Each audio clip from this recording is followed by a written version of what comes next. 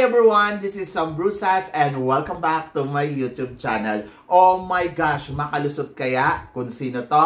Yan ang tatalakayin natin ngayon. But before anything else, hello Philippines and hello beautiful people. Mabuhay, kamusta kayong lahat? Sana lahat po kayo ay okay at safe ngayong araw na ito. At syempre sa lahat naman ng mga bago nating subscribers dyan, hello po sa inyo lahat. Maraming salamat guys sa pag-subscribe ninyo. Syempre dito sa channel ko. At syempre sa lahat naman ng makamamasam dyan na laging sumusuporta dito. Araw-araw, lagi-lagi, maraming salamat guys sa inyo lahat. Syempre, usapang Miss Universe Philippines tayo ngayon. But ang tanong ko, sino kaya ang pwedeng makalusot sa top 5 sa kanila? So, yan ang pag-uusapan natin ngayon. But before muna tayo pumunta doon sa topic natin, congratulations muna kay Maria Gigante kagabi sa Universal Women kung saan naganap ang kanilang preliminary competition na kung saan nakakuha siya ng special award ng Miss Sympathy, di ba?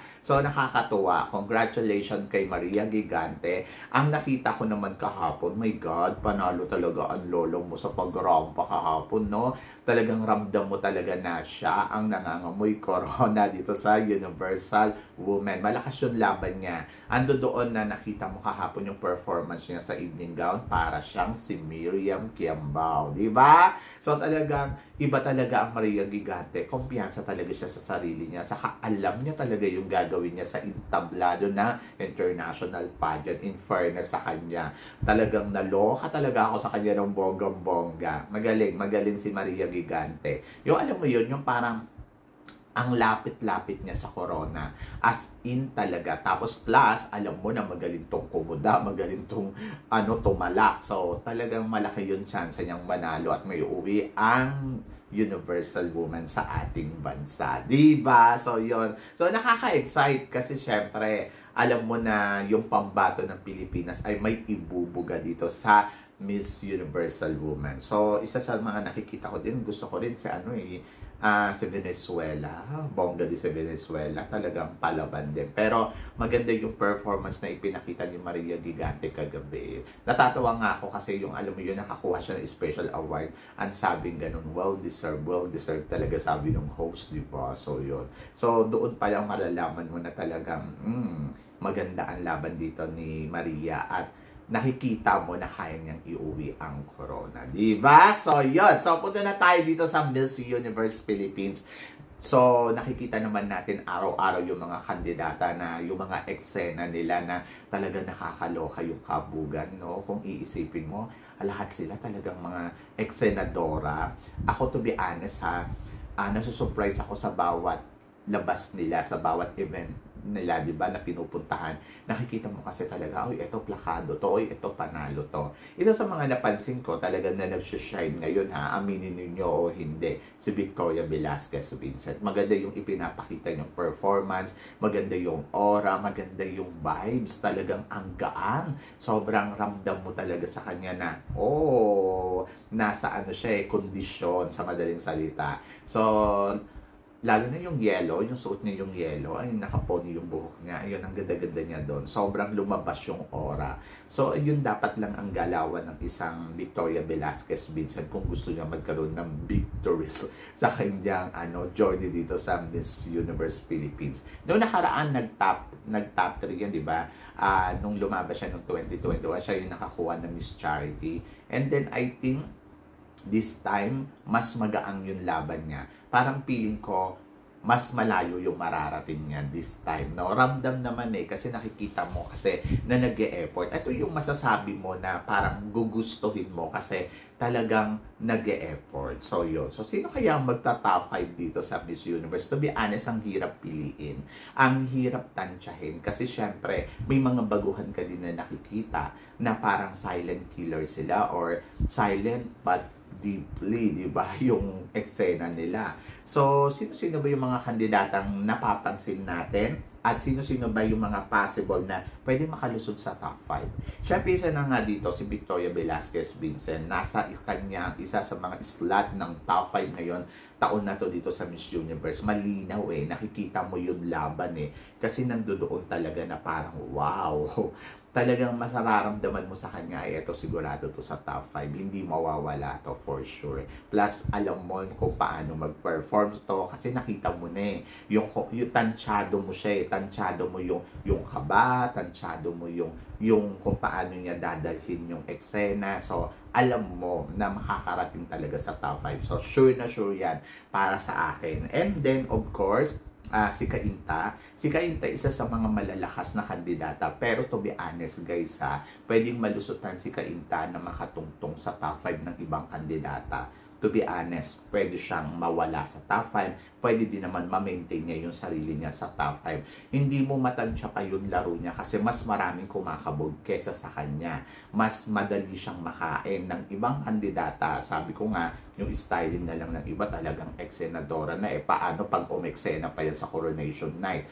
But nandoon ako na ang pinangahawakan ko kay Cainta yung kanyang kumpiyansa sa sarili kung paano siya makikipagsabayan sa mga kandidata dito. So yun yung abangan natin sa kanya. And then of course si Iloilo, si Alexi Brooks. To be honest, kay Alexi, malakas yung laban ni Alexi. Malakas din yung chance niya para sa top 5. But nandoon din na katulad din ng Cainta, pwede siyang malusutan. Pero kung ako ang tatanungin mo, mas kumpiyansa ako na kaya talaga ni Alexi na tumungtong sa top 5. Yung kumbaga parang kaya niya i-secure yung sarili niya doon sa top 5. Sabi ko nga, depende na lang to sa laro ng ibang kandidata kung malulusutan sila or magpapalusot sila, di ba? So ako, para sa akin, isa siya sa mga nakikita ko na safe din sa top 5. And then, of course, si Cebu. Alam mo si Cebu, sa tuwing titignan mo siya, talagang makikita mo sa kanya ang tahimik Ang tahimik ng laro, ang tahimik ng laban. Pero yung katahimikan niya, hindi ko alam kung oobra ba yun sa organization ng Miss Universe Philippines. So, hindi ko alam kung isa siya sa mga pinapansin or napapansin. Hindi ko alam kung ang laro niya ay oobra ba talaga para makatungtong siya sa top 5. Pero malinaw na makakapasok to sa semifinals, but hindi ko lang alam kung palulusutin siya sa top 5 sa eksena niyang to. Kasi dalawang klase yung laro niya Pwedeng yes, pwedeng no, di ba? Pwedeng yes, makakalusot siya. Pwedeng no. To be honest, siya yung nakikita ko na medyo malayo-layo sa corona. But nandoon na parang anytime, pwede talaga siyang makasungkit dahil hindi mo pwede underestimate yung yung laro nito, pwedeng biglang mambulaga So yun. So basta ako, doon ako na ito yung masasabi mo, silent but deeply, di ba? And then of course si Taguig. Si Taguig nako medyo isa din sa mga nakakatakot dahil alam mo na may ino-offer. Pero minsan, katulad din ni Cebu, hindi ko alam yung katahimikan nila kung oobra ba talaga doon sa dulo ng competition or pwede din naman wala, di ba? So, hindi ko masiguro. Pero, ang nasisiguro ko sa kanya, total package siya. At kung ako ang tatanungin mo, bukod doon kay Victoria Velasquez Vincent at kay Alexi Brooks, talagang isa siya sa mga ilulusot ko talaga sa top 5. Dahil, alam mo yon yung parang secure siya yung parang doon kasi yung beauty, doon yung body, doon yung height, doon lahat Tapos, may charming. So, talagang masasabi mo, oy, hindi mo po pwedeng isnabin at itapo to ng ganun-ganun na lang, di ba? Maaaring mawala si Cainta, pero hindi mawawala ang isang pambato ng Taguig, di ba? Na Christy McCary talaga isa to sa mga nasa slot sa kanya, nasa slot ng top 5 talaga. So, yun, ganon.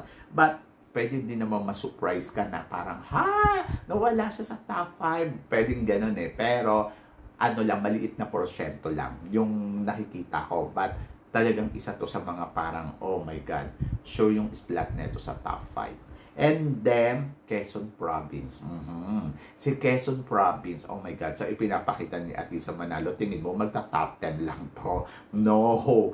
Isa to sa mga talagang 100% din na katulad ni Victoria, katulad ni Taguig, katulad ni Iloilo. Actually, yes, isa siya sa mga parang pasok talaga sa banga. 100%. Oo. So, parang feeling ko, si Atisa pa mawawala sa top 5, imposible. So, yun. So, ewan ko, ganun ako kakumpiyansa kay Atisa manalo. Kasi sa nakikita ko naman laro niya. So, hindi ko nakikitaan na parang mawawala siya sa top 5. Si Cebu pa, talagang parang 50-50 siya pagdating sa top 5. But sabi ko nga, kung gagalingan niya pa or kung yung laro niya ay magugustuhan ng talagang 50-50 yung laro niya. Pero si Atisa manalo, sa performance na ipinapakita niya, sa consistency na ipinapakita niya, at sa pagiging Diyosa ng kanyang mukha, isa siya sa mga nakikita ko na napipisil talaga na manalo sa competition na to. Ewan ko kung bakit, pero kasi nandoon na parang pwedeng masasabi mo na hindi din, pero maliit na chance yon, di ba? So maliit lang na chance na sasabihin mo, si Atisa hindi mananalo dito. Parang maliit na chance. Ando doon talaga ng spotlight talaga ay na kay Atisa manalo. Kasi siguro dahil sa background niya, dahil syempre ang inaabangan dyan ng buong mundo, first runner-up niya sa Miss International, napag-uusapan nga siya sa mga ibang page, di ba, ng mga Latinas at mga Indonesian. So, nakatutok sa kanya yung mata na, eto ba ay tutungtong talaga sa top 5? Siya ba talaga makakakuha ng corona? And sa kanya yung spotlight. Sa lahat ng kandidata dito, nasa kay Atisa ang spotlight ng laro. So, yon. Kaya, hindi mo masisisi din yung mga vlogger, hindi mo masisisi yung iba na bakit puro Atisa ang binabanggit. Kasi nasa kanya talaga yung spotlight. Iba ang isang Atisa manalo. Malaki ang pangalan ng isang Atisa manalo na pumunta din ngayon dito sa Miss Universe Philippines. Aminin mo yan o hindi. So ngayon, yung spotlight ay talagang nasa kanya. So, ang tanong dyan, sa kanya ba talaga mapupunta ang corona? So, yun yung inaabangan natin dito sa competition na to. And then, punta naman tayo sa mga possible talaga o yung mga tungtong to ng top 5. Si Miss Baguio. Isa si Miss Baguio sa mga talagang inaabangan din dahil sa laro na ibinibigay ni Baguio. So, lahat talaga nakukuha niya yung simpatsya na masasabi mo na si Baguio pwede itong pumunta sa top 5. Sure itong nasa top 5, pero pwede din wala. Di ba? Kasi hindi ko sigurado yung laro niya. Kung ito yung laro na hindi safety. Na alam mo yun, na parang pwede kasi siyang mawala kung hindi siya e-eksene. So, kailangan niyang umeksena para mapag-usapan at para ma-in. So, ngayon, kung hindi siya magiging palaban, kung hindi siya magiging tawag dito, yung ora-orahan, eksena, mawawala siya sa eksena ng laro. Kailangan niya ma-maintain kasi siguro dahil mataas ang expectation sa mga taga-Baguio, katulad kasi ng mga past nilang kandidata, talagang mga palaban at napag-uusapan, kaya ganun kalaki yung expectation sa kanya. Kaya ito, si Tara, ang ginagawa niya, ay talaga nakikipagsabayan siya sa lahat. Nilalaro niya talaga yung laro kasi ayun yung kailangan niyang gawin, pero hindi ko lang alam kung obra ba talaga yung laro na ginagawa niya or pwede hanggang top 10 lang ang maging joining niya dito sa Miss Universe Philippines. So yun yung nakikita ko, but sa kabilang banda malaki din naman yung chance niya na makatungtong ng top 5, pero doon sa corona medyo hindi pa natin talaga alam kasi ibang usapan to. So yun, but nandoon ako na si Baguio ay isa sa mga tinik para mawala ang isang mga front runner dito sa top 5. So, yan. Si Baguio ang isa sa mga nakikita kong tinik. Pwede din naman maging dark horse ang laban dito ni Talisay. Yung tipong hindi mo ina-expect. Ito yung pwedeng sumungkit ng corona. Anytime pwede din namang hindi talaga. Di ba? Kasi may beauty siyang ino-offer. Maganda ang height, maganda ang katawan, maganda ang mga styling. So, hindi imposible na baka bigla siyang manalo sa larong to. Ito yung running for the dark horse candidates. Yung tipong hindi mo inaasahan pero lumalaban pala sila na hindi mo nakikita. Diba? So, yun. So, abangan natin yan. And then, of course, si Pasig. Si Pasig naman, safe to para sa top 10. Pero hindi ko lang alam kung safe siya sa top 5. Maganda yung laro ni Pasig. Isa siya sa mga nakikita ko na pwede talagang makalusot at pwede din namang hindi. But to be honest, nagugustuhan ko yung game niya. And then, of course, si Pampanga. Si Pampanga, ito yung unsure place na hindi mo alam kung tutungtong ba sa top 5 or hanggang top 10 lang. But papasok sa semifinals for sure. Si Pampanga kasi may beauty ino-offer. Actually, ito yung unsafe place talaga kasi pwedeng manalo, pwede din namang hindi. Diba? Kasi kung titignan mo, matangkad, panalo ang galawan, and then nakikita mo na talagang kabog ang beauty. But nandoon ka sa kabilang banda, magdadalawang isip kasi parang may kulang doon sa ipinapakita niya. Yung ganda, nandoon. Pero yung sasabihin mo yung galawan na talagang, ay, eto na, pang Miss Universe to. Doon ka mangangamba sa kanya. So, I hope na marating niya ang dulo ng competition. And then, of course, waiting pa tayo sa mga ipinapakita niya. But para sa akin isa siya sa mga malakas. Kaya lang parang yung power niya na ibinibigay sa competition, hindi pa ganun talaga kabuo. Parang masabi mo, siya na to. So, yan.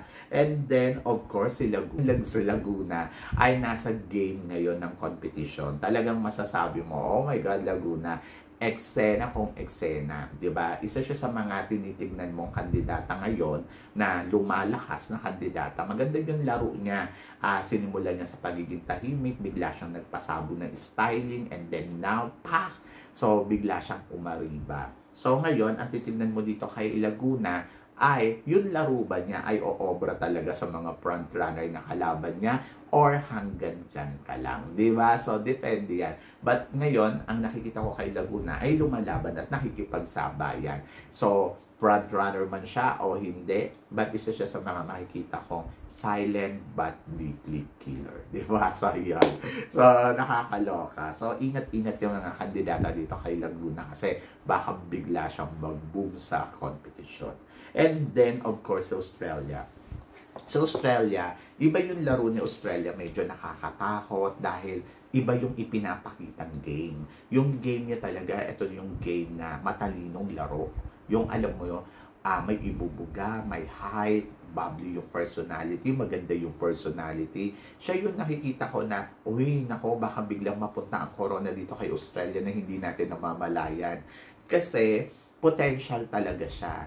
Ando doon na magaling magsalita, matangkad, matalino, and then, alam mo yun, yung maganda yung personality. Ayan yung mga tipong na hindi mo basta-basta lang na parang iitsapuere. So, nandoon siya sa talagang abangis talaga yung laro niya. Kumbaga parang aabangan mo siya kung lulusot ba siya sa top 5 or tuluyan siya mawawala sa eksena. Ganon. But nakikita ko na maganda yung larong ibinibigay niya dito sa competition. And then I hope na magtuloy-tuloy yung kanyang game hanggang sa dulo ng competition. Kasi medyo malayo din ang mararating nito. At pwede din, isa siya sa mga makasira sa mga frontrunner para sa top 5 na, alam mo yun, na makakalusot dito. So, abangan natin. But ang tanong ko sa inyo, sino nga ba ang lulusot sa kanila dito sa top 5 sa competition ng Miss Universe Philippines? May mga hindi pa ba tayo nababanggit na kandidata na possible din na makipaglaro talaga para sa top 5, makipaglaro para makipag-agawan ng corona. At sino ang matitira sa dulo? Yan ang gusto kong malaman mula sa inyo. So, please comment below para at least malaman ko naman kung ano naman ang chika mo dito sa mga pinag-uusapan natin ngayon. So, yun guys, syempre maraming salamat sa inyong lahat sa walang sawang suporta at pagmamahal na binibigay ninyo. Syempre, dito sa channel ko. At sa mga hindi pa po nakaka-subscribe dyan, please don't forget to click like and subscribe my channel. At i-click nyo na rin po yung notification bell para lagi kayong updated. Syempre, sa aking mga chika. Sabi ng ganon, always keep smiling and always think positive. Walang imposible guys. Magtiwala lang tayo sa itaas. Kaya guys, hanggang dito na lang. Hanggang sa muli nating chikahan. See you tomorrow. Thank you guys. Paalam.